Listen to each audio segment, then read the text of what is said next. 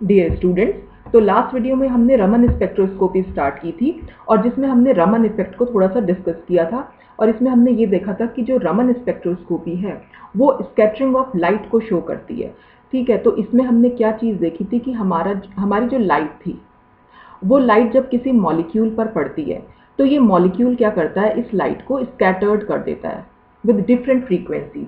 अब ये सब इसी को हम डिटेल में अब आज पढ़ने जा रहे हैं कि रमन इफेक्ट को क्वांटम थ्योरी ने अपने अकॉर्डिंग कैसे एक्सप्लेन किया, बस वही हम इसमें देखने जा रहे हैं। तो according to this theory the Raman effect may be regarded as the outcome of the collisions between the light photons and molecules of the substance. तो इसमें क्या है कि रमन इफेक्ट को एक्चुअली ये माना गया कि वो फोटोन और मॉलिक्यूल्स के बीच में जो कोलिजन्स होते हैं उनका आउटकम है, यानी उनका रिजल्ट है। यानी ये जो लाइट फोटोन हमने लिया, लाइट मैंने आपको लास्ट वीडियो में बताया था कि लाइट को अगर हम पार्टिकल नेचर का मान के चल रहे हैं तो इसका मतलब ये है कि लाइट जो है बहुत सारे एनर्जी पार्टिकल से मिलकर बनी है और जिनको हम फोटॉन्स बोल देते हैं। और एक फोटोन की एनर्जी होती है एच न्यू।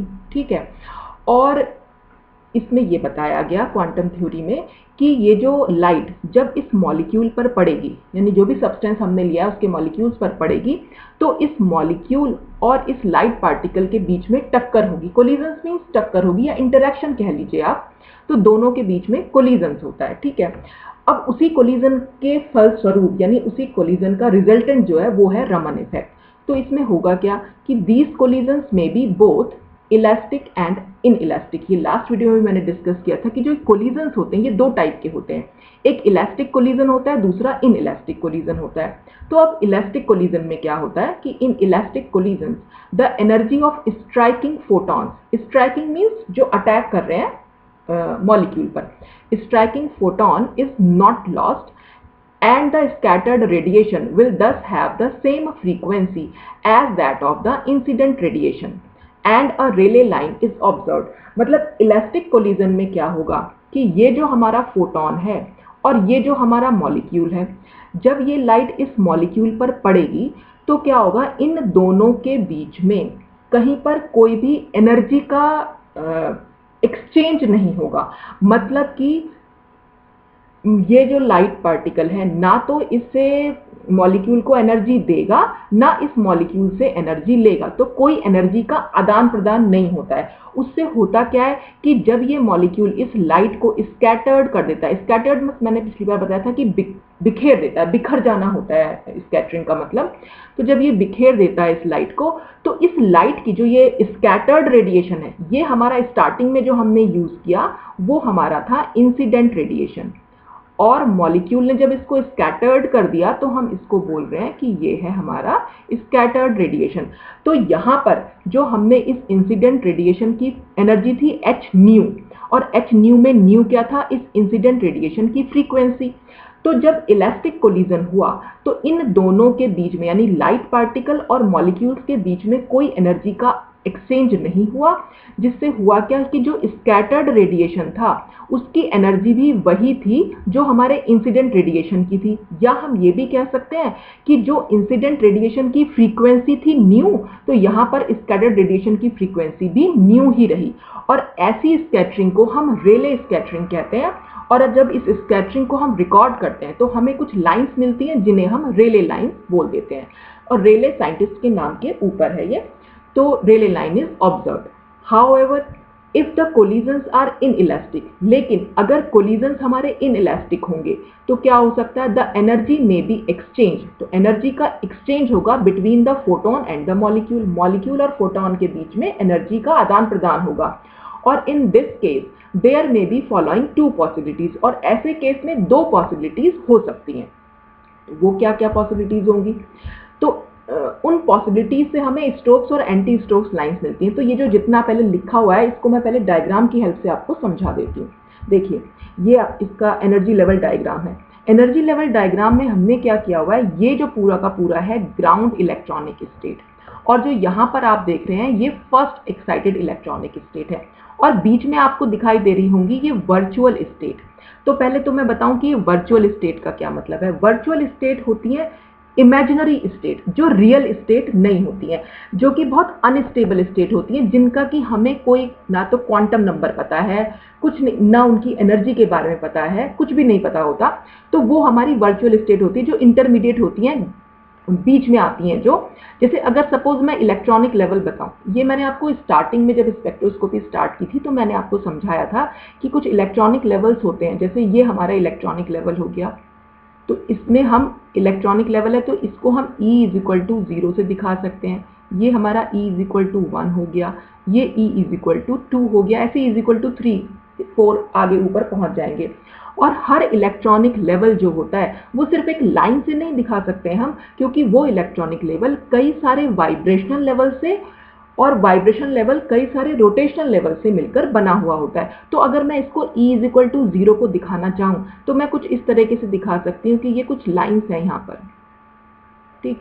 और ये लाइंस क्या शो कर रही हैं? ये लाइंस हैं वाइब्रेशन लेवल्स की। अगर मैं ये कहूँ कि ये वाइब्रेशन लेवल है तो ये पहली line V is equal to 0 को शो कर रही है। दूसरी लाइन से मतलब ये एनर्जी लेवल्स हैं, ये V इज इक्वल टू 1 है, फिर V इज इक्वल टू 2 है, V इज इक्वल टू 3 है। तो ये energy level in vibration levels में सब डिवाइडेड है। और फिर से ये वाइब्रेशन लेवल्स भी, जो मैं ये सिर्फ एक लाइन दिखा रही हूँ, ये सिर्फ एक लाइन नहीं है, ये लाइन भी फर्दर और छोटी छोटी लाइंस में डिवाइडेड है, जिनको कि हम रोटेशनल लेवल बोलते हैं। तो ये वाइब्रेशन लेवल्स हैं, तो इनके बीच में अगर ये V इज इक्वल टू 0 है, सपोज ये V इज इक्वल टू 0 है और ये V इज इक्वल टू 1 है, तो इनके बीच में भी छोटी छोटी लाइंस होती हैं, जिनको कि हम रोटेशनल लेवल्स बोलते हैं। और रोटेशनल लेवल्स को हम J से दिखाते हैं, तो रोटेशनल क्वांटम नंबर से। B होता है वाइब्रेशनल क्वांटम नंबर, J होता है रोटेशनल क्वांटम नंबर। तो इनको हम J से दिखाएंगे, J इज इक्वल टू 0 1 2 3। तो इस तरह से जो एक इलेक्ट्रॉनिक लेवल होता है वो कई सारे लेवल से, यानी वाइब्रेशन और रोटेशन लेवल से मिलकर बना हुआ होता है। तो ये जो पूरा का पूरा हो जाएगा, अगर मैं इसे वाइब्रेशन लेवल मानूं, तो ये पूरा का पूरा एक इलेक्ट्रॉनिक लेवल है जो E0 को रिप्रेजेंट कर रहा है, ठीक है। और इसके ऊपर E इज इक्वल टू 1 में भी ऐसे ही बहुत सारे वाइब्रेशन लेवल्स होंगे, फिर ये vibration level further rotation levels में डिवाइडेड होते हैं। तो अब क्या है, यहाँ पर जो मैंने यहाँ दिखा रखा है, एक सेकंड में जरा इसको पहले इरेज कर देती हूँ। हाँ, तो ये जो ग्राउंड इलेक्ट्रॉनिक स्टेट है, मैं यहाँ मान के ये चल रही हूँ कि ये जो लेवल्स हमने 0 1 2 दिखा रखे हैं, सपोज ये अगर वाइब्रेशन लेवल्स हैं, ये कोई भी लेवल्स हो सकते हैं, ये रोटेशन लेवल्स भी हो सकते हैं, ये वाइब्रेशन भी हो सकते हैं। तो मैं यहाँ मान के चल रही हूँ कि ये वाइब्रेशन लेवल्स हैं। तो हमने ये V is equal to 0, V is equal to 1, V is equal to 2 दिखा दिया, और ओवरऑल हम इसको बोलेंगे कि ये एक इलेक्ट्रॉनिक लेवल है, ग्राउंड इलेक्ट्रॉनिक लेवल है, जिसको हम E0 से डिनोट कर रहे हैं। ऐसे ही हम ऊपर भी दिखा सकते हैं। ये सपोज मैं V डैश से दिखा दूं, ये हमारे V डैश हो गया। और ये जो पूरा का पूरा फर्स्ट एक्साइटेड इलेक्ट्रॉनिक स्टेट हम बोल रहे हैं इसको E1 से। जो लोअर लेवल होता है 0 वाला, उसको हम ग्राउंड स्टेट कहते हैं, और उससे ऊपर जो होते हैं वो हमारी एक्साइटेड स्टेट कहलाती हैं। तो अगर ये पहला लेवल है तो इसलिए हम इसको फर्स्ट एक्साइटेड इलेक्ट्रॉनिक स्टेट बोलते रहे, ठीक। और जो बीच में मैंने आपको बताया, ये सब इंटरमीडिएट लेवल्स होते हैं, जिनकी एनर्जी डिफाइंड नहीं होती है। देखो, एनर्जी डिफाइंड नहीं होने का क्या मतलब है, जैसे अगर suppose V is equal to 0 vibrational energy level है, अगर हमें V इज इक्वल टू 0 में इस लेवल की एनर्जी को निकालना है, तो हमारे पास क्या फॉर्मूला था, V प्लस हाफ ओमेगा बार OSC, और बस हम इसमें V की वैल्यू पुट कर देंगे और हमारे पास इस लेवल की एनर्जी की वैल्यू आ जाएगी। या हम इसमें V is equal to 1 put करेंगे, इसकी एनर्जी की वैल्यू हम कैलकुलेट कर सकते हैं। और अगर मैं इनको रोटेशनल लेवल मान के चलूं, तो रोटेशनल एनर्जी के लिए क्या हमारे पास फॉर्मूला था, BJ J प्लस 1, और यहाँ पर मुझे सिर्फ J की वैल्यू पुट करनी है। J is equal to 0 put करके मैं 0 लेवल की एनर्जी बता सकती हूँ, J is equal to 1 put करके मैं J is equal to 1 level की एनर्जी बता सकती हूँ। तो ये एनर्जी हम निकाल सकते हैं, कैलकुलेट कर सकते हैं, क्योंकि हमारे पास ऑलरेडी क्वांटम नंबर्स हैं। लेकिन जो ये वर्चुअल स्टेट्स हैं, इनके लिए हमारे पास कोई क्वांटम नंबर नहीं होते हैं। ये एक्चुअली स्टेट जो होती है कि क्वांटाइज्ड होती ही नहीं है। क्वांटाइज्ड भी मैंने आपको बताया था, जिनकी की एक फिक्स्ड वैल्यू होती है। तो ये जितने भी एनर्जी लेवल्स हैं, ये सब क्वांटाइज्ड हैं, चाहे ये वाले हों चाहे ये वाले हों, सब ये सब क्वांटाइज्ड हैं। लेकिन जो ये डैश डैश लाइन से दिखा रखे हैं यहाँ पर, ये वाले लेवल्स, ये क्वांटाइज्ड लेवल नहीं है, तो इनकी एनर्जी हमें पता ही नहीं होती है। तो अगर मॉलिक्यूल, मैंने आपको ये लास्ट वीडियो में बताया था कि रमन जो है स्पेक्ट्रोस्कोपी, वो एब्जॉर्प्शन के बारे में बात नहीं करती है, वो सिर्फ स्कैटरिंग के बारे में बात करती है। तो एब्जॉर्प्शन से क्या मतलब होता है? एब्जॉर्प्शन से मतलब होता है, सपोज अगर ये E is equal to 0 level है हमारा और E इज इक्वल टू ये 1 लेवल है, और सपोज कि हमारा मॉलिक्यूल यहाँ लोअर लेवल में प्रेजेंट है, तो जब हम इसको लाइट देंगे तो ये मॉलिक्यूल इस लाइट को एब्जॉर्ब करने के बाद ऊपर वाले लेवल में चला जाएगा। तो इसको तो हम कहते हैं एब्जॉर्प्शन। लेकिन अगर इसने इस लाइट को एब्जॉर्ब किया और ये कहीं बीच में ही रुक गया, सपोज यहाँ पर ये, जिसकी की एनर्जी हमें पता ही नहीं है, तो ये जो बीच वाला लेवल है ना, इसी को हम वर्चुअल लेवल्स बोल देते हैं, जो कि ये अनस्टेबल लेवल्स होते हैं, जो इमेजिनरी, जो सिर्फ हमने इमेजिन किए हुए हैं। तो बीच में कहीं पर कोई लेवल की एनर्जी हमें पता ही नहीं है, ठीक है। तो अगर मॉलिक्यूल यहाँ से इस लेवल में पहुंच जाए, यानी ट्रांजिशन सिर्फ इतना, मैं थोड़ा सा बड़ा करके दिखा देती हूँ, ये सपोज हमारे पास ऐसे है, ये हमारा E इज इक्वल टू 0 है, ये इज इक्वल टू 1 है। तो मॉलिक्यूल ने एनर्जी एब्जॉर्ब की, और अगर वो यहाँ पहुंचा या वो यहाँ था और यहाँ पहुंचा, तब तो हम कहेंगे कि उसने लाइट को एब्जॉर्ब किया, एब्जॉर्प्शन हुआ है, ट्रांजिशन हुआ है, लोअर लेवल से हायर लेवल में गया है। लेकिन अगर मॉलिक्यूल ने सिर्फ इतनी एनर्जी एब्जॉर्ब की और वो यहाँ से यहाँ पहुँच गया, इस लेवल की एनर्जी क्योंकि हमें पता ही नहीं है, तो यहाँ से यहाँ तक का जो ट्रांजिशन कहलाएगा ही नहीं, उसको हम ट्रांजिशन नहीं बोलेंगे, उसको हम एब्जॉर्प्शन नहीं बोलेंगे। इसीलिए, और यहाँ पर जो है हम रमन स्पेक्ट्रोस्कोपी में हम वर्चुअल स्टेट की ही बात करते हैं, और वर्चुअल स्टेट की बात कर रहे हैं, इसलिए यहाँ पर हम ये कह रहे हैं कि लाइट का कोई एब्जॉर्प्शन यहाँ पर नहीं हो रहा है। तो इसको तो मैंने वर्चुअल स्टेट के बारे में आपको बताया, एक बार मैं इरेजर से फिर इरेज कर देती हूँ, ठीक। अब हम क्या कर रहे हैं, हाँ, तो अब हम आते हैं अपनी कि हमें जो रेले स्कैटरिंग मिली वो हमें कैसे मिली। देखिए, अब इनिशियल ये मॉलिक्यूल दिखा रखा है यहाँ पर, ये मॉलिक्यूल की इनिशियल स्टेट थी और ये मॉलिक्यूल की फाइनल स्टेट है। तो आप देख रहे हैं, अगर, अब फिर से एक बार मैं बता देती हूँ कि अगर मैं मान के चलूँ कि V इज इक्वल टू 0 के लिए हमारी जो एनर्जी की वैल्यू है, सपोज अगर मैं नंबर में बात करूँ, तो सपोज मैंने इसको मान लिया कि वो 10 किलो जूल है, तो 1 की क्या हो जाएगी, नहीं, मतलब मैंने उसको मान लिया है कि वो 15 किलो जूल है, ठीक है। सपोज ऐसे ही मैं ऊपर चली गई, इसकी सपोज मैंने 30 किलो जूल मान ली, मतलब किलोग्राम नहीं है, किलो जूल है, ठीक है। ये मैंने मान लिया है सिर्फ नंबर से, ताकि आपको समझ में आ जाए। ऐसा है नहीं कि इनकी एक्चुअल में ऐसी होती है, वो तो फिर हम कैलकुलेट करेंगे V प्लस हाफ ओमेगा बार OSC से, अगर ये वाइब्रेशन लेवल है, और अगर रोटेशन लेवल है तो BJ J प्लस 1 से हम इसको कैलकुलेट करते हैं। तो अभी मैंने सिर्फ मान लिया है। तो देखिए, रेले स्कैटरिंग में क्या हुआ, इनिशियली मॉलिक्यूल इस वाले लेवल में था, V इज इक्वल टू 0 में, और इसकी एनर्जी कितनी थी, 10 किलो जूल इस लेवल की। तो इसका मतलब मॉलिक्यूल जो है इस वाले लेवल में है 10 किलो जूल जिसमें एनर्जी है। और जब ये वापस आया, ये जो लाइट इसने एब्जॉर्ब की, एब्जॉर्ब करके ये वर्चुअल स्टेट में गया, तो इसलिए हम इसको एब्जॉर्प्शन नहीं कह रहे हैं, ठीक है। इस वर्चुअल स्टेट में ये बहुत कम टाइम के लिए रुकता है, फ्रैक्शन ऑफ सेकंड्स के लिए, क्योंकि बहुत अनस्टेबल स्टेट होती है, और तुरंत ये नीचे वापस आ जाता है। तो जब ये तुरंत वापस आया, फिर से उसी लेवल में वापस आया, नहीं, जितनी एनर्जी थी उतनी ही एनर्जी रह गई। शुरू में भी 10 किलो जूल थी, बाद में भी 10 किलो जूल ही, तो इसलिए एनर्जी में कहीं कोई चेंज नहीं हुआ। तो जब एनर्जी में कोई चेंज नहीं हुआ, तो मॉलिक्यूल की जो एनर्जी थी वैसी की वैसी रही, और फोटोन, सपोज इसने जो फोटोन एब्जॉर्ब किया था वो h न्यू था, और जब इसने एमिट किया, जो स्कैटरिंग दिखाई, उसकी भी रेडिएशन, उसका भी हमारा h न्यू ही रह गया, ठीक है। तो दोनों की एनर्जी हमारी सेम ही रह गई। तो ये हमने E डैश क्या, ये जो वैल्यू यहाँ पर लिखी हुई है, ये E डैश जो हमने दिखा रखा है, ये एक्चुअल में फोटोन की एनर्जी को दिखा रखा है। तो शुरुआत में भी h न्यू थी और बाद में भी वो h न्यू ही रह गई। ये हम E मान ले रहे हैं, जो इनिशियल स्टेट में हमने ली, जो हमारा ये इंसिडेंट रेडिएशन था, स्टार्टिंग में जब हमने ली h न्यू थी, और E डैश हम दिखा रहे हैं स्कैटर्ड रेडिएशन की एनर्जी को। तो ये स्कैटर्ड रेडिएशन की एनर्जी है जो h न्यू ही रही। तो ना तो फोटोन की एनर्जी में कोई चेंज हुआ, ना मॉलिक्यूल की एनर्जी में कोई चेंज हुआ। तो जब कोई चेंज ही नहीं हुआ, तो इसका मतलब यहाँ पर इलास्टिक कोलिजन हुआ है, जिसमें कोई एनर्जी का एक्सचेंज नहीं होता है, और इसीलिए हमें यहाँ पर जो लाइन मिलती है रेले स्कैटरिंग, यानी मॉलिक्यूल जिस लेवल से स्टार्ट करेगा उसी लेवल में वो वापस आता है। जैसे आप ये वाला एग्जांपल भी देख लीजिए, यहाँ पर V इज इक्वल टू 1 में वो इनिशियल स्टेट में था, लेकिन फाइनल स्टेट में भी वो V इज इक्वल टू 1 में ही रहा। तो इसका मतलब ये एब्जॉर्ब भी किया, लेकिन जब एमिशन हुआ, यानी जब स्कैटरिंग हुई, वापस आया वो, तो उसी लेवल में वापस आया। तो ये रेले स्कैटरिंग को शो कर रहा है। अब हम बात कर लेते हैं कि स्टोक्स स्कैटरिंग में क्या हुआ। तो फिर से इसको लाइट तो वही दी गई, h न्यू दी गई, ठीक है। अब हम देखते हैं मॉलिक्यूल, सबसे पहले हम मॉलिक्यूल के बारे में बात करते हैं कि मॉलिक्यूल की एनर्जी में क्या चेंज हुआ। देखिए, इनिशियल स्टेट में मॉलिक्यूल ये था, जहां पर 10 किलो जूल इसकी एनर्जी थी। अब देख रहे हैं फाइनल स्टेट, ये गया, इससे फोटोन टकराया, दोनों के बीच में एनर्जी एक्सचेंज हुई, यानी अब की बार क्या किया, फोटोन ने अपनी एनर्जी इसको दे दी। अब कैसे दी वो अभी हम आगे देखेंगे। तो इसने जो भी एनर्जी ली वो ये ऊपर गया, थोड़ी देर के लिए रुका, फ्रैक्शन ऑफ सेकंड के लिए, फिर वापस आया, इसने एमिशन किया, और जब एमिशन किया तो उस एमिटेड रेडिएशन की एनर्जी जो थी ये ऊपर लिखी हुई है, ठीक है। अच्छा, अब और ये हमारा मॉलिक्यूल अब वापस कहाँ आया, ये उसी स्टेट में वापस नहीं आया, लेकिन उससे ठीक ऊपर वाले या किस में आएगा ये वापस, ये डिपेंड करता है सिलेक्शन रूल के ऊपर कि हमारा रोटेशनल स्पेक्ट्रोस्कोपी में या वाइब्रेशनल स्पेक्ट्रोस्कोपी में सिलेक्शन रूल क्या है, तो उस हिसाब से ये आता है। तो सपोज ये यहाँ पर वापस आया तो किसी हायर एनर्जी, ये ग्राउंड स्टेट में था लेकिन जब वापस आया तो ये हायर एनर्जी लेवल में वापस आया। तो देखिए यहाँ पर एनर्जी थी 10 किलो जूल और यहाँ पर कितनी है 15 किलो जूल, और दोनों के बीच का डिफरेंस हम डेल्टा ई दिखा रहे हैं, ये हमने डिफरेंस लिखा हुआ है ना यहाँ पर, ये है डेल्टा ई। डेल्टा ई मतलब चेंज इन एनर्जी, एनर्जी में कितना चेंज हुआ। तो पहले तो 10 थी, अब 15 हो गई उसकी, तो इसका मतलब 5 किलो जूल बढ़ गया। तो ये जो डिफरेंस है इसका मतलब हम निकाल सकते हैं, 15 में से 10 को माइनस करेंगे तो 5 किलो जूल आएगा, यानी ये फिर किलोग्राम लिख दे रही हूँ, किलो जूल है ये।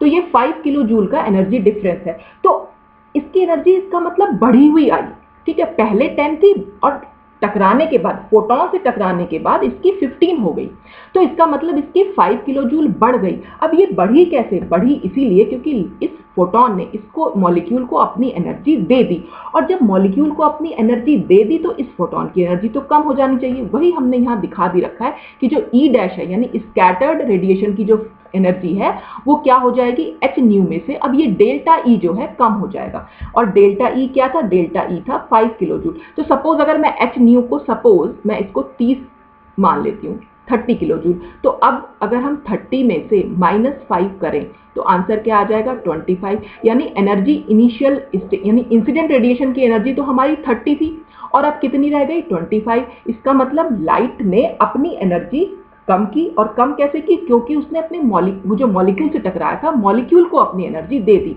और मॉलिक्यूल की एनर्जी बढ़ कैसे गई, दिख रहा है वो हमें, क्योंकि जब वो वापस आया तो वो ऊपर लेवल पे ही रुक गया।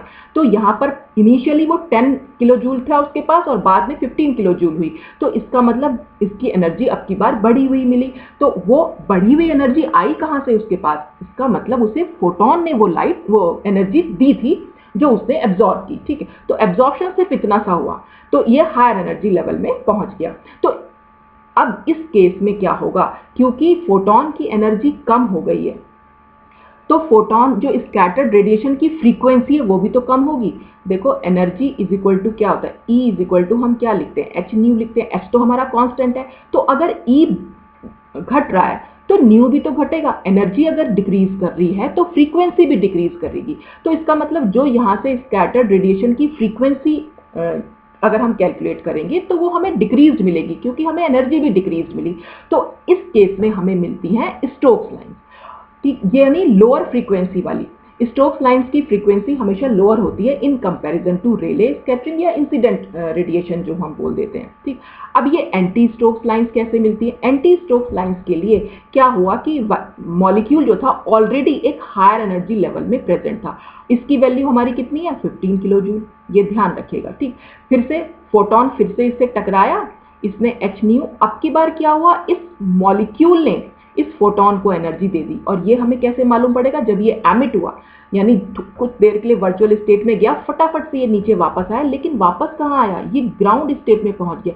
इनिशियली ये 15 किलो जूल में था, लेकिन जब ये वापस आया तो ये 10 किलो जूल रह गया। इसका मतलब अभी भी डिफरेंस कितना है दोनों के बीच में, 5 किलो जूल का, और ये 5 किलो जूल कम हो गई एनर्जी, क्योंकि पहले ये 15 थी और अब जो है 10 हो गई, तो इसका मतलब 5 किलो जूल कम हुई है मॉलिक्यूल की एनर्जी। और ये 5 किलो जूल गई कहाँ, इस मॉलिक्यूल ने, क्योंकि इस फोटोन को एनर्जी दे दी। तो फोटोन की इनिशियल एनर्जी थी एच न्यू, उसने उसे डेल्टा ई दे दी, डेल्टा ई की वैल्यू 5 किलो जूल है। तो फिर से अगर हम निकालें, एच न्यू हमने 30 माना था, प्लस 5 किलो जूल मिल गई, तो अब इसकी कितनी हो गई 35। तो आप देख रहे हैं जो हमारी स्कैटर्ड रेडिएशन की एनर्जी थी वो अब इंक्रीज कर गई है। तो अगर इंक्रीज करी है एनर्जी तो जाहिर सी बात है उसकी फ्रीक्वेंसी भी इंक्रीज करेगी, तो जो हमें स्कैटर्ड रेडिएशन मिलेगा वो कुछ इंक्रीज्ड फ्रीक्वेंसी का मिलेगा। तो इस और मॉलिक्यूल की एनर्जी यहाँ पर डिक्रीज भी हमने बता दी। तो मॉलिक्यूल की एनर्जी डिक्रीज हुई और फोटोन की एनर्जी इंक्रीज हो गई। तो इस तरह से हम एक्सपेक्ट करते हैं इसी सब लाइंस के बारे में स्टडी करना कि कैसे इलेक्ट्रिक कोलिजन और कैसे इनइलेक्ट्रिक कोलिजन, इसी को हम रमन इफेक्ट बोल देते हैं। रमन इफेक्ट एक्चुअली और रमन लाइंस जो होती हैं, स्टोक्स लाइंस और एंटी स्टोक्स लाइंस को मिलाकर हम रमन लाइंस बोल देते हैं। तो रमन ने ये ऑब्जर्व, जो सर सीवी रमन थे, उन्होंने ये ऑब्जर्व किया था कि जब लाइट किसी पार्टिकल से टकराती है तो वो स्कैटर्ड होगी, और स्कैटर्ड इस तरह से होगी कि उसकी जो फ्रीक्वेंसी है इंसिडेंट फ्रीक्वेंसी से कम या ज़्यादा हो सकती है। तो उसको हम रमन स्कैटरिंग बोल देते हैं, और उसी के अंडर हम पढ़ते हैं स्टोक्स स्कैटरिंग और एंटी स्टोक्स स्कैटरिंग। जबकि रेले ने जो ऑब्जर्व किया था, उसने ये ऑब्जर्व किया कि जब लाइट किसी पार्टिकल पर पड़ेगी तो स्कैटर्ड तो होगी, लेकिन स्कैटर्ड रेडिएशन की फ्रीक्वेंसी बिल्कुल वही होगी जो इंसिडेंट रेडिएशन की फ्रीक्वेंसी थी। यहाँ पर क्योंकि कोई एनर्जी का एक्सचेंज नहीं होता, जबकि स्टोक्स और एंटी स्टोक्स लाइन में एनर्जी दी भी जा सकती है और एनर्जी ली भी जा सकती है। तो इस तरह से हम ये रेले स्कैटरिंग और स्टोक्स और एंटी स्टोक्स स्कैटरिंग को यहाँ पर देख सकते हैं। अच्छा, तो यही सब कुछ जो है इस वाले स्लाइड में लिखा हुआ भी है कि जो हमने दो कंडीशन देखी थी इन इलास्टिक। तो सबसे पहले क्या पाया गया कि the molecule before the collision होने से पहले ऑक्यूपाइज अ लोअर वाइब्रेशनल या रोटेशनल एनर्जी लेवल। ये तो मैंने आपको शो किया कि शुरू में वो किसी लोअर एनर्जी लेवल में, जो स्टोक्स लाइन की बात कर रहे हैं, ये शुरू में जो था यहाँ पर अगर हम देख रहे हैं तो वो लोअर एनर्जी लेवल में है, ठीक। और उसके बाद क्या हुआ, लोअर एनर्जी लेवल में तो था, और उसके बाद हुआ and after the emission of the photon, जो हमने वापस वाला एरो बनाया था, after the emission of the photon it may be present in any one of the higher energy levels. और देखो यहाँ पर इसने लाइट को एमिट किया, ये जो लाइन हम दिखा रहे हैं ये एमिशन की लाइट है, ठीक है। तो जब इसने एमिट किया तो ये किसी हायर एनर्जी लेवल में प्रेजेंट पाया गया। तो इससे क्या हुआ, in this case the molecule gains energy. तो मॉलिक्यूल ने एनर्जी को गेन किया, और किस तरह की energy, equivalent to the energy difference between the two involved levels. जो भी लेवल्स की हम बात कर रहे हैं, हम किन लेवल्स की बात कर रहे थे, ये शुरू में v = 0 और शुरू में क्या हुआ, v = 0 था और बाद में हो गया v = 1। तो हमने दो लेवल्स की बात की, एक ये लोअर लेवल था और ये वाला हमारा हायर लेवल था। तो इसने जो भी इसने एनर्जी गेन की, वो इन दोनों के एनर्जी डिफरेंस के बराबर ही तो गेन की थी। भाई शुरू में 10 हमने मान ली थी, बाद वाली हमने 15 मानी, तो दोनों के बीच का एनर्जी डिफरेंस कितना था, 5 किलो जूल। तो दोनों के बीच में एनर्जी डिफरेंस आया हमारा 5 किलो जूल। तो यहाँ पर यही बताया गया कि जो मॉलिक्यूल ने एनर्जी को गेन किया वो उसके इक्विवेलेंट होती है जो दो लेवल्स के बारे में हम बात करते हैं उनका जो एनर्जी डिफरेंस होता है। तो this energy is provided by the photon, और ये एनर्जी मिली कहाँ से, वो फोटोन ने प्रोवाइड की। और इससे क्या हुआ, hence it's energy is decrease, इससे फोटोन की एनर्जी जो है वो डिक्रीज कर गई। दस अ रमन लाइन, जिसको कि हम स्टोक्स लाइन बोल देते हैं, ऑन द लो फ्रीक्वेंसी। क्यों लो फ्रीक्वेंसी पर क्यों मिल रही है हमें, क्योंकि फोटोन की एनर्जी डिक्रीज हुई है। जब एनर्जी डिक्रीज होगी तो फ्रीक्वेंसी भी डिक्रीज होगी। तो जब हम स्पेक्ट्रम देखते हैं इसका, तो लो फ्रीक्वेंसी साइड पर हमें स्टोक्स लाइन देखने को मिलती है। देखिए ये मैं आपको दिखा भी देती हूँ, यहाँ पर ये जो हम देख रहे हैं, यहाँ से फ्रीक्वेंसी जो है लेफ्ट से राइट की तरफ इंक्रीज होती हुई दिखाई दी। ये हमारे बीच में आई रेले लाइन। तो रेले लाइन से, और रेले लाइन की फ्रीक्वेंसी तो इंसिडेंट लाइन की फ्रीक्वेंसी के इक्वल ही है। तो जो हमें स्टोक्स लाइन मिलेंगी वो इसकी लेफ्ट हैंड, रेले लाइन की लेफ्ट हैंड साइड पर मिलती है, क्योंकि लेफ्ट हैंड साइड पर फ्रीक्वेंसी की वैल्यू जो है वो कम है, और एंटी स्टोक्स लाइन फ्रीक्वेंसी जहाँ ज़्यादा है वहाँ पर हमें देखने को मिलेगी, ठीक।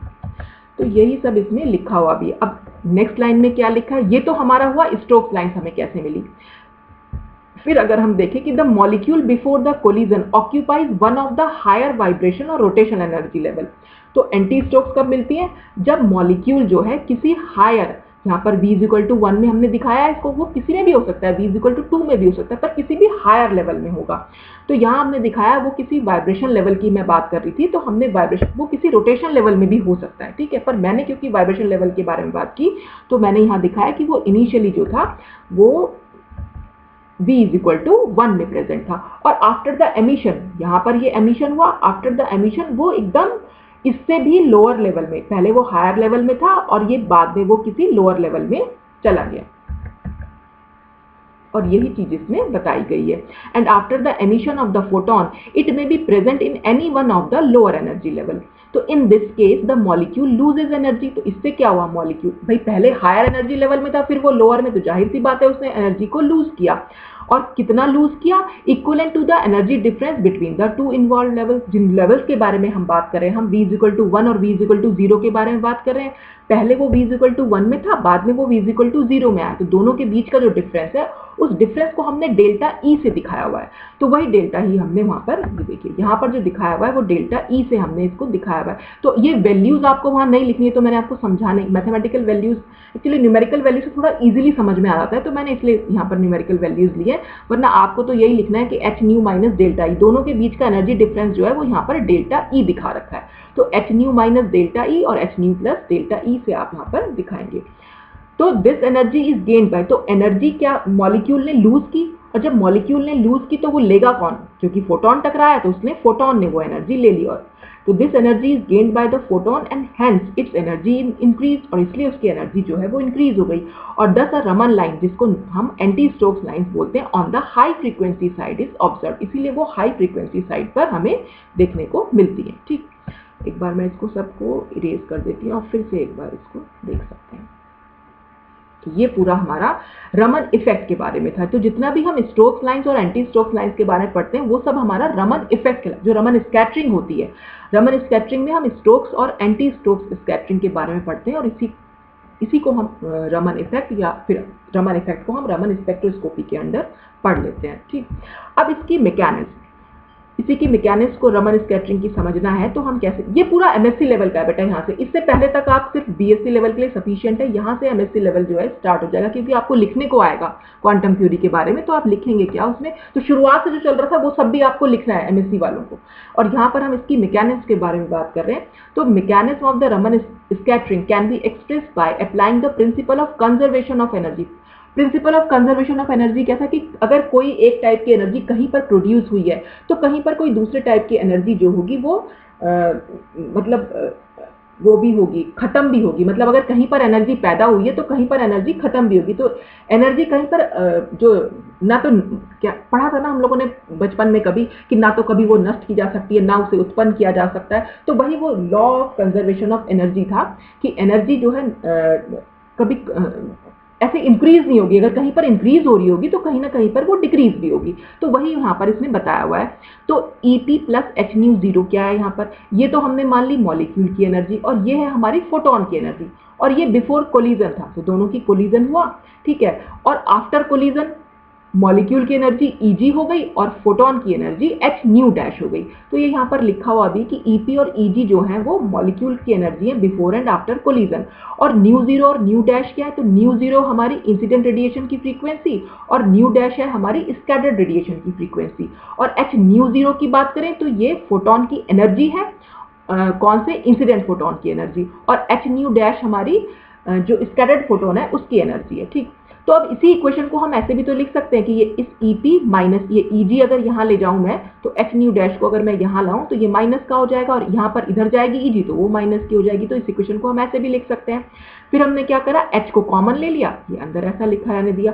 फिर क्या करेंगे नेक्स्ट में, इस h को मैं अगर इधर ले जाऊंगी तो ये डिवीजन में पहुंच जाएगा, तो हम इसको इस तरह से लिख सकते हैं। फिर क्या हुआ, ये V0 को माइनस का है, अगर मैं इज इक्वल टू से इधर ले जाऊंगी तो ये प्लस हो जाएगा, तो हम इसको ऐसे लिख सकते हैं। और EP माइनस Eg एक्चुअल में क्या दिखा रहा है, ये चेंज इन एनर्जी दिखा रहा है, और चेंज इन एनर्जी को हम डेल्टा E से शो करते हैं, तो इसलिए हम इसको डेल्टा E अपॉन H लिख सकते हैं। ठीक, फिर क्या है, अब इसी एक्सप्रेशन में हम बात करेंगे, इन दिस एक्सप्रेशन अगर EP is equal to Eg हो जाए तो no change in energies of the molecule due to elastic collision, तो क्या होगा, nu dash is equal to nu 0 हो जाएगा, और this represent the Rayleigh line. देखो अगर हमने इस वाली इक्वेशन में EP की वैल्यू और Eg की वैल्यू सेम कर दी, ठीक है, दोनों इक्वल हैं अगर एक दूसरे के, तो अगर दोनों इक्वल हैं एक दूसरे के तो एनर्जी में तो कोई चेंज ही नहीं आया। तो जब एनर्जी में कोई चेंज नहीं आया तो डेल्टा E की वैल्यू तो 0 ही हो गई, ठीक है। और अगर ये 0 हो गई तो ये पूरी टर्म 0 हो गई। तो nu dash is equal to nu 0 आया, और nu dash is equal to nu 0 है, यानी कि स्कैटर्ड रेडिएशन की फ्रीक्वेंसी इंसिडेंट रेडिएशन की फ्रीक्वेंसी के इक्वल है, तो हमें रेले लाइन मिलती है, यानी यहाँ पर इलास्टिक कोलिजन हुआ। अच्छा, फिर क्या है, फिर ये देखा गया कि अगर ये कंडीशन है कि EP is less than Eg, यानी कि बिफोर कोलिजन तो एनर्जी कम थी, आफ्टर कोलिजन ज्यादा हो गई मॉलिक्यूल की एनर्जी, तो इसका मतलब फोटोन ने अपनी एनर्जी दी होगी, तो फोटोन की एनर्जी डिक्रीज हुई होगी। तो ये इनइलेक्ट्रिक कोलिजन था, resulting in the gain of energy of the molecule and consequent loss of energy of the scattered photon. तो हम क्या करेंगे, ईपी माइनस ईजी क्या हो जाएगा, क्योंकि ये वैल्यू हमारी कम है और ये वैल्यू हमारी ज्यादा है, तो कम में से ज्यादा को माइनस करेंगे तो आंसर हमारा माइनस में आएगा, तो माइनस डेल्टा ई हो जाएगा। तो फिर हम इस इक्वेशन को, जो हमारी अभी ये जो हमारी इक्वेशन थी, इस वाली इक्वेशन में अगर हम रखेंगे तो ये प्लस की जगह तो माइनस साइन हो जाएगा, तो वही हमने यहाँ पर शो भी किया हुआ है। तो जो फ्रीक्वेंसी की वैल्यू आएगी वो कुछ इस तरह से आएगी कि न्यू जीरो में से भी हमें माइनस करनी पड़ रही है ये वैल्यू, तो इसलिए न्यू डैश की वैल्यू जो है वो कम आएगी, और लो फ्रीक्वेंसी है इसलिए this represent the frequency of Stokes line. अच्छा, थर्ड कंडीशन क्या हो जाएगी, EP is greater than easy. तो यानी अगर ईपी की वैल्यू ज्यादा हो जाए और ईजी की वैल्यू कम हो जाए, यानी बिफोर कोलिजन मॉलिक्यूल की एनर्जी ज्यादा थी, आफ्टर कोलिजन कम हो गई, इसका मतलब मॉलिक्यूल ने अपनी एनर्जी जो थी स्कैटर्ड फोटोन को दे दी, तो मॉलिक्यूल की एनर्जी हो जाएगी कम और स्कैटर्ड फोटोन की एनर्जी हो जाएगी ज्यादा। तो हमारे पास डेल्टा ई की वैल्यू पॉजिटिव आएगी और न्यू डैश हमारे पास न्यू जीरो से भी ज्यादा मिलेगा, न्यू जीरो में भी हमें प्लस करनी पड़ रही है ये वैल्यू, तब वो न्यू डैश के बराबर है, और this represents the frequency of anti Stokes line. तो इस तरह से हम रेले स्टोक्स और एंटी स्टोक्स लाइंस को डिफाइन कर सकते हैं। फिर नाउ द डिफरेंस, अब अगर हम इन दोनों फ्रीक्वेंसीज का डिफरेंस देखें, इंसिडेंट और स्कैटर्ड रेडिएशन की, तो nu dash minus mu zero को हम ऐसे भी तो लिख सकते हैं कि वो plus minus delta E upon H दिखा रहा है। देखिए कैसे, यहां पर न्यू डैश अगर मैं ये करूं, पेन ले लेती हूं पहले, ये अगर न्यू डैश माइनस ये वैल्यू अगर मैं यहां ले जाऊं तो माइनस में हो जाएगी न्यू जीरो, तो आंसर क्या आएगा, minus delta E upon H. और यहां पर अगर मैं इस वैल्यू को यहां ले जाऊं तो आंसर आएगा plus delta E upon H. आ रहे हैं दोनों सेम, मैग्नीट्यूड दोनों का सेम रहेगा, डेल्टा ई अपॉन एच यहाँ मिलेगा, डेल्टा ई अपॉन एच यहाँ मिलेगा, लेकिन जो साइन है वो चेंज हो जाएगा, मतलब माइनस, ये माइनस में मिलेगा और ये प्लस में मिलेगा। तो ये यही चीज हमने यहाँ पर इसको एक साथ करके लिख दी है कि ये वैल्यू हमें plus minus delta E upon H मिलेगी, और हम इसको और क्या लिख सकते हैं, delta E upon H delta nu भी तो लिख सकते हैं। क्यों, क्योंकि हमारा फॉर्मूला क्या है, E is equal to h nu, और अगर हम एनर्जी में चेंज दिखा रहे हैं तो जाहिर सी बात है फ्रीक्वेंसी में भी तो चेंज होगा, एच तो हमारा कांस्टेंट है, प्लैंक कांस्टेंट है, उसमें तो कोई चेंज नहीं होगा। और अगर मैं डेल्टा न्यू को कैलकुलेट करना चाहूँ तो ये एच को हम नीचे तो ले जाएंगे, तो डेल्टा ई अपॉन एच हो जाएगा ये अगर हम इसकी वैल्यू डेल्टा न्यू की दिखाते हैं। और मैंने आपको लास्ट वीडियो में बताया था कि डेल्टा न्यू एक्चुअल में क्या है, डेल्टा न्यू को हम बोल देते हैं रमन शिफ्ट। रमन शिफ्ट का क्या मतलब हुआ कि फ्रीक्वेंसी की वैल्यू कितनी शिफ्ट हुई है इंसिडेंट रेडिएशन से। तो दोनों का जो एनर्जी डिफरेंस है, यानी स्कैटर्ड रेडिएशन की फ्रीक्वेंसी और इंसिडेंट रेडिएशन की फ्रीक्वेंसी में जो डिफरेंस है उसी को हम रमन शिफ्ट बोल देते हैं, यानी दोनों की वैल्यू में कितना शिफ्ट हो गया है। ठीक, अगर न्यू डैश की वैल्यू ज्यादा होगी और ये वैल्यू कम होगी तो हमारी जो डेल्टा न्यू की वैल्यू आएगी पॉजिटिव, लेकिन अगर ये वैल्यू कम होगी और ये वैल्यू ज्यादा होगी तो हमारी वैल्यू आएगी नेगेटिव। तो पॉजिटिव और नेगेटिव कुछ भी आ सकता है रमन शिफ्ट। और तो इससे हमें ये मालूम पड़ रहा है कि जो डेल्टा ई अपॉन एच है ये तो सेम ही रहेगा, बस इसकी वैल्यू प्लस या माइनस में मिलेगी। तो इससे हमें क्या चीज क्लियर हो रही है कि this expression verifies the experimentally observed fact. Experimentally भी ये पाया गया कि Raman lines are symmetrically situated on either side of the Rayleigh lines. ये हमारी बीच में जो है ये रेले लाइन है, और रेले लाइन से इसका यानी ये जो डिफरेंस है फ्रीक्वेंसी का जो डिफरेंस है वो बिल्कुल सेम था जो यहां से यहां तक का डिफरेंस था, बस वैल्यू क्या थी, यहां पर नेगेटिव थी और यहां पर पॉजिटिव थी। तो रमन शिफ्ट नेगेटिव या पॉजिटिव हो सकता है, लेकिन बस जो इसका वैल्यू होगी एक्चुअल में वो सेम होगी। तो इसलिए यहां से यहां तक जो भी है जितना भी फ्रीक्वेंसी खिसकी होगी, मान लीजिए अगर यहाँ पर 10 सेंटीमीटर इनवर्स में लिख दूं, अगर मैं वेव नंबर के टर्म में बात करूं तो अगर ये -10 है तो यहाँ पर फिर वो +10 सेंटीमीटर इनवर्स हो जाएगा। ठीक है, तो इस तरह से बोल रहे हैं कि जो इसका मैग्नीट्यूड है वो सेम रहेगा, बस पॉजिटिव और नेगेटिव वैल्यू में डिफरेंस आएगा, बस इतना सा। नेगेटिव इसलिए क्योंकि ये फ्रीक्वेंसी लोअर साइड पर जा रही है, पॉजिटिव इसलिए कि फ्रीक्वेंसी हायर साइड पर जा रही है। और इसके अलावा क्या है कि it may be noted that Stokes lines are always more intense than anti Stokes lines.